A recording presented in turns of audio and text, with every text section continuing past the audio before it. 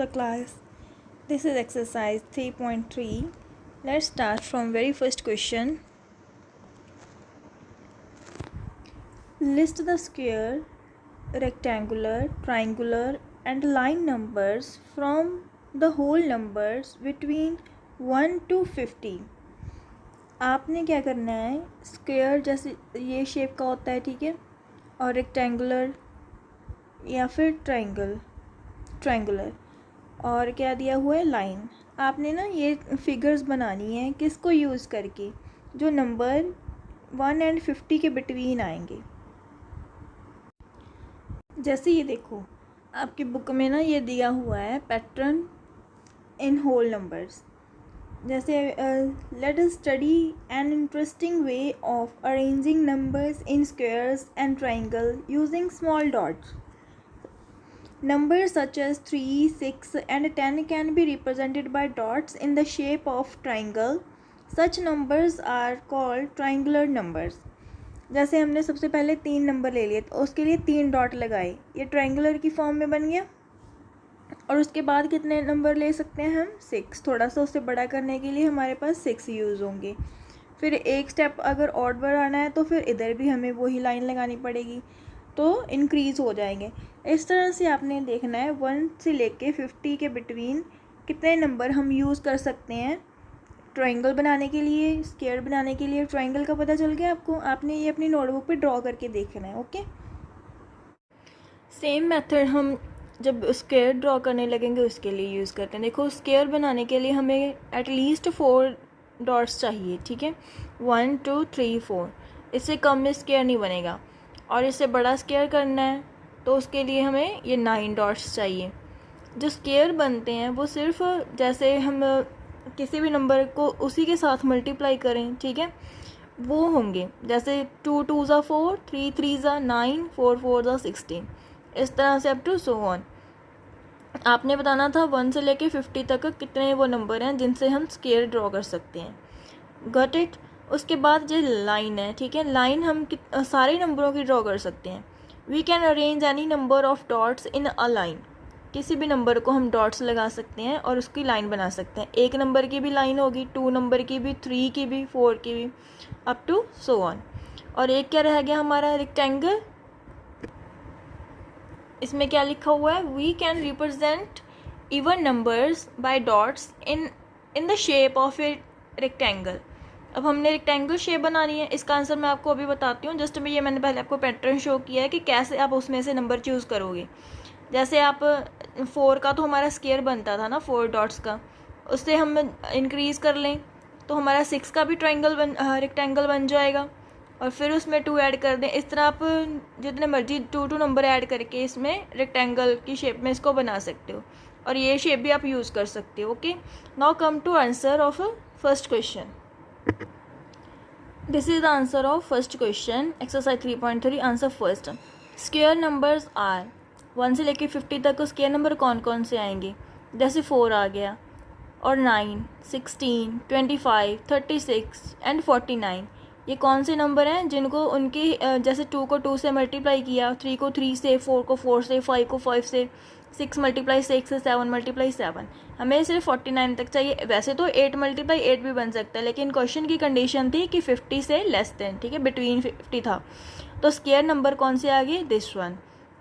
और rectangular number कौन से होंगे, पहले 4 का तो हमारा स्क्वायर ही बन रहा है, उसमें 2 और ऐड करके, ठीक है, इस तरह से हम उसके क्या कर देंगे, 6 डॉट लगाएंगे तो रेक्टेंगल बन जाएगा. उसमें 2 2 ऐड करते जाओ और यहाँ 50 तक पहुँच गए हम. तो ये हमारे वो नंबर हैं जिनसे हम रेक्टेंगुलर बना सकते हैं. Okay, third one is triangular numbers are. Triangular numbers कौन से होते हैं, एटलीस्ट हमें 3 डॉट्स तो चाहिए ट्रायंगल बनाने के लिए, ठीक है. और उसमें आपने किस तरह ऐड ऑन करते जाना है, ये पैटर्न कैसे बन रहा है. इसमें पहले 3 ऐड कर दो, उसके बाद 4, फिर 5, फिर 6, फिर 7, फिर 8, फिर 9, अप टू सो ऑन, ऐसे करते जाना है, ठीक है. वो नंबर कौन से होंगे, ट्रायंगुलर नंबर्स. और लाइन नंबर्स कौन से होंगे, मैंने कहा था कि सारे नंबर की लाइन बन जाती है ना, तो उन्होंने आंसर क्या लिया है, 1 to 50. ये सारे नंबर क्या करेंगे, लाइन ड्रॉ कर सकते हैं. Next question, study the patterns and fill in the blanks. आपने इस पैटर्न को स्टडी करना है और जो एक फिलअप्स दी गई हैं इसमें 2, उनको आपने फिल करना है। ओके, ये हम कैसे सॉल्व कर सकते हैं? हमने ऐसे नहीं सॉल्व करना है कि 6 2 12, उसमें से 5 माइनस करके 7 आ जाएगा, ठीक है। पर हमें यहाँ पे कुछ नहीं पता कि हमने क्या लिखना है, तो आपने जस्ट पैटर्न देखना है। आप दिमाग लगाओ कि ये सारा क्वेश्चन एक ही है। इसमें देखो पहले क्वेश्चन में क्या हो रहा है, मल्टीप्लाई हो रहा है, फिर सब्ट्रैक्ट होके कुछ आंसर आ रहा है। ये सभी लाइंस में ऐसे ही चल रहा है, कुछ मल्टीप्लाई हो रहा है, फिर सब्ट्रैक्ट होके आपका आंसर आ रहा है। और फिलअप भी उसने ऐसी पूछी है कि मल्टीप्लाई क्या करूँ, उसमें सब्ट्रैक्ट करके ये वाला आंसर आए। ये देखो यहाँ से स्टार्ट हो रहे हैं 6 7 8 9 10। ओके, ये एक 6 के बाद कंटिन्यू सीरीज बन रही है और ये 2 के बाद बन रही है 2 3 4। नेक्स्ट क्या आ जाएगा 5, क्योंकि इसके बाद वाला जो नंबर है वहाँ पर भी क्या लिखा हुआ है 6। आई विल शो यू, देखो ठीक है।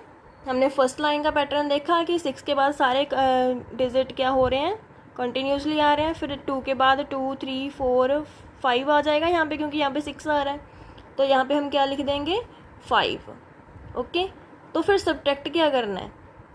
अब सब्ट्रैक्ट का कोई आपको अगर लगता है कि 5 के बाद 12 आ गया, 21 आ गया, ये कैसे आए होंगे? 5 में जो इक्वल टू 7 है उसमें ऐड कर दो, जो इक्वल टू वाली टर्म है उसको ऐड कर दो। 5 + 7 12, 12 + 9 21, 21 + 11 कितना बनेगा 32।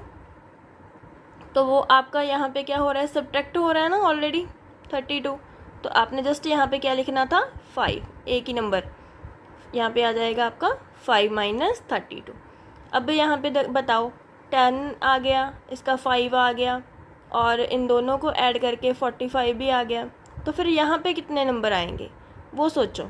फिर आप इसका पैटर्न देखो, 7 के बाद 7 में 2 ऐड करें 9, 9 में 2 ऐड करें 11, 11 में 2 ऐड करें 13, 13 में 2 ऐड कर दो, कितना बन जाएगा 15। लास्ट वाले में क्या आएगा 15। ये होता है पैटर्न। आपने जो भी जैसे भी सीरीज चल रही है उसके अकॉर्डिंग अपना ब्रेन यूज़ करना है। नेक्स्ट बी पार्ट इसी क्वेश्चन का, इसमें भी आपको एक क्वेश्चन दिया हुआ बी पार्ट, उसको आपने देखना है कि कैसे कोई चीज़ लिखी गई है। जैसे पहले एक 5 लिखा हो, फिर 2, फिर 3, फिर 4, फिर 5, ये एक पैटर्न बन रहा है। उसके बाद 11 के बाद 1 0 1, फिर इंक्रीज़ होगी 1 0, फिर 1 0 और इंक्रीज़ होगी। इट मीन्स यहाँ पर कितनी लग जाएगी 1 4 0s 1, और यहाँ पर 5 काउंट करो। पहले 2 5 है, फिर 4 हो रहे हैं, फिर उसमें 2 ऐड कर दो 6 हो रहे हैं, फिर इसमें 2 ऐड कर देंगे वो नेक्स्ट का आ जाएगा। क्या ये पैटर्न आपको समझ आ रहा है? आप एक बार इसको ऑब्जर्व करो फिर राइट डाउन करो। ओके, तो मेरे अकॉर्डिंग यहाँ पर पहले 2 5s थे, यहाँ पे 4 5s हो गए, यहाँ पर 6 हो गए, तो यहाँ पे कितने आ जाएंगे 8, क्योंकि 2 to 5 इंक्रीज हो रहे हैं ना, तो इसमें लिख देंगे आंसर हम 5 8। 5 को 8 टाइम्स, 6 टाइम तो है 2 4 6, 2 बार और राइट डाउन कर देंगे। ये हो गया यहाँ आंसर, ठीक है, 4th का। और जो 5th लाइन है उसमें क्या आएगा, दोनों लिखने हैं हमने। यहाँ पर क्या आ जाएगा, पहले 1 3 zeros थी, 4 zeros आ जाएंगी। ओके, ये तो हो गया लेफ़्ट साइड वाला इज इक्वल टू, यहाँ पर हमने 8 लिखे हैं तो और क्या कर सकते हैं, अगली लाइन में क्या आएगा, फिर 2 और ऐड कर दें 10 आ जाएगा। तो इसमें कितने 5s आ जाएंगे 10, 3 4 5 6 7 8 9 10, ये आ जाएगा इसमें। तो ये बस आपने पैटर्न देखना है, कोई सॉल्व नहीं करना, कुछ नहीं करना, जस्ट अपना ब्रेन यूज़ करके इसका आंसर दे देना। Now look at the third question, study the given pattern and right more step. आप पहले इस पैटर्न को ऑब्जर्व करो कि कैसे नेक्स्ट स्टेप लिखा गया है, फिर अगर आपको जो समझ आ जाएगा तो आपने नेक्स्ट स्टेप लिखने हैं उसके कुछ और, ठीक है। 3 स्टेप्स बोलने हैं उसने, राइट 3 मोर स्टेप्स, 3 स्टेप और लिखने हैं। देखो कैसे है, पहले 8 8 तो सभी में आ रहा है, इट मीन जो आपका आंसर होगा उसमें भी 8 8 फर्स्ट में लिखा होगा। और कौन सी चीज़ रिपीट हो रही है, ये 1 1 भी रिपीट हो रहा है, ठीक है। तो जो अगला आपका स्टेप होगा उसमें 1 आएगा ही आएगा, लेकिन ये डिफरेंट हो रहे हैं 1 3 6 10। इसमें क्या पैटर्न यूज़ हुआ होगा कि ये अगली टर्म बन रही है, ये सोचो। ये वाले भी समझ आ रहे हैं कि ये 9 बना है, 3 3 9, ये भी समझ आ रहा है, 5 5 25 होते हैं, और जो भी हमारा यहाँ पे आंसर होगा उसको मल्टीप्लाई करके लिखा हुआ है ना, ये वाली चीज़ भी समझ आ गई। लेकिन यहाँ पे ब्रेन यूज़ करो कि ये वाला नंबर कैसे आएगा अगले स्टेप में। ये वाला नंबर देखो, 1 में हमने 2 ऐड किए तो कितना आंसर बना 3, 3 में 3 ऐड किया 6, 6 में 4 ऐड किया 10। ये पैटर्न मुझे तो समझ आ गया। देखो जो नेक्स्ट स्टेप होगा उसमें क्या करेंगे, पहले 8 लिखेंगे, ओके, मल्टीप्लाई जे 8, ये कवर नहीं हो रहा पेज इसीलिए मैं थोड़ा देख रही हूँ कैसे करूँ इसको। यहाँ पे क्या था 1, फिर क्या आ रहा था 3 6 10। देखो इन दोनों में कितने का गैप है 2 का, इसमें कितने का गैप है 3 का, इनमें 4 का। ये कंटिन्यूस चलने लगा, ठीक है, 2 3 4। अब जो मैं नेक्स्ट टर्म लिखूँगी उसमें कितने का गैप होना चाहिए 5 का, यानी कि यहाँ पे कितना आएगा 15, ओके, इसमें 5 ऐड कर देते हैं। फिर एक स्टेप और करना है, उसमें कितना आ जाएगा 6, तो यहाँ पे क्या बनेगा 21, ये हमने खुद लिखा यहाँ से, ठीक है। फिर ये वाला 6 इसमें ऐड कर दें, कितना आ जाएगा 27।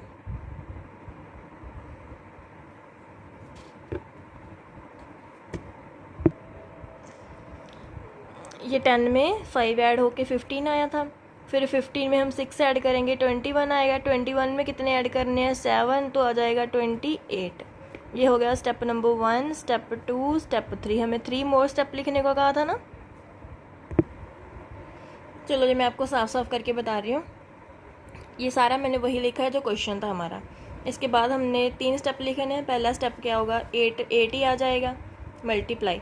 यहाँ तक हमने गैप चेक कर लिया था, 2 का गैप था 3 4, अब इसमें 5 ऐड करना है 15 हो जाएगा, और ये सेम ही चल रहा है। और आप ये देखो, ये इधर वाली साइड ऑड नंबर आ रहे हैं, सारे ऑड नंबर के स्क्वायर आ रहे हैं। 3 के बाद 5, 5 के बाद 7, 7 के बाद 9, 9 के बाद ऑड नंबर कौन सा आएगा 11। 11 मल्टीप्लाई 11 कितना होता है 121। ये हो गया first step. Second step 8 same ही आना है, इसमें अब 5 तक का गैप था यहाँ तक, अब 6 का होना चाहिए, 6 ऐड कर देंगे, इसमें कितना बन जाएगा 21। ये सेम ऑड नंबर नेक्स्ट कौन सा होगा 13, 13 13 ज़ा 169। ये 2 स्टेप हो गए हमारे। Third step 8 same to same multiply, यहाँ तक इसमें कितने का गैप आ गया 6 का, अब इसमें 7 ऐड करें, 7 + 21 28। अब इसमें कितने का गैप आना चाहिए 7 का, यहाँ तक 6 का, यहाँ तक 5 का, यहाँ तक 4 का था, 3 2, ठीक है। इस गैप को मेंटेन रखते हुए हमने अपना पैटर्न ड्रॉ किया। अब ये वाला 1 एज इट इज़, क्योंकि सबके साथ 1 ही आ रहा था। अब इसके बाद वाला ऑड नंबर क्या होगा 15 के बाद 13 के बाद 15, 15 multiply 15, answer will be 225। So this is your exercise 3.3। I hope आपको समझ लगी होगी बेटा। मैंने आपको कहा था कि कमेंट में जरूर लिख दिया करो कि आई हैव डन। अगर कोई क्वेश्चन नहीं समझ आ रहा तो उसको नोट डाउन करके रख लो, आपको क्लास में समझा दूँगी। अदरवाइज़ आप एक बार और देख लिया करो वीडियो, तो आपको क्लैरिटी हो जाएगी। ऐसा कोई भी क्वेश्चन नहीं होता जो डिफ़िकल्ट हो और समझ ना आए, ठीक है। अगर फिर भी प्रॉब्लम लगती है तो आप मुझसे स्कूल में पूछ सकते हो। Thank you, have a nice day.